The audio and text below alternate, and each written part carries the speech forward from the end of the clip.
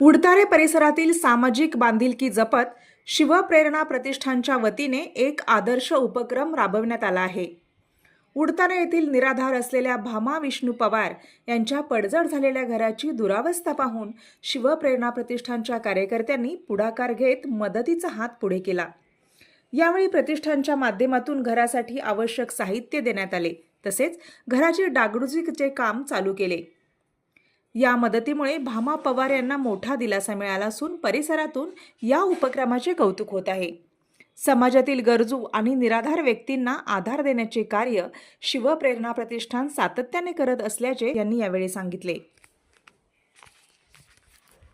देतो तुम्हाला ग्रामपंचायतीत शिवाजी बाबर आणि संतोष पाटील। ओके, मग त्यांनी काय तुमचं म्हणजे कसं मी त्यांच्या पुढे दक्षता मांडली। म्हणलं मी निराधार आहे, मला कोणाचा आधार नाही, आसरा नाही, तर तुम्ही माझी आपली ही करावी। त्यांनी माझी दखल घेतली। काय करून दिलं त्यांनी? काय पत्र टाकून दिला। ओके, म्हणजे तुमचा आत्ताचा हा प्रॉब्लेम सगळा पावसाळ्याच्या आधी त्यांनी केलाय? केला।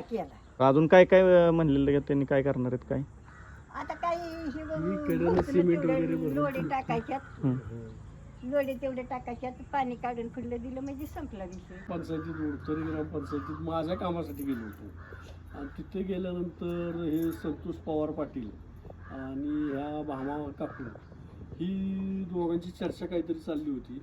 नंतर मी विचारलो काय विषय, तर त्या भामा काकू रडत सांगितले की मी बाबा माझ्या घराची अवस्था इतकी बेकार झाली की मी दुसऱ्याच्या घरात जाती झोपायला, तर मला तेवढा पत्रा वगैरे तुम्ही टाकून दिलं तर बरं होईल असं त्यांनी सांगितलं। ठीक आहे म्हणलं, तुम्हाला पत्रा बित्रा जी काय मटेरियल लागेल ते सगळं मटेरियल मी देतो।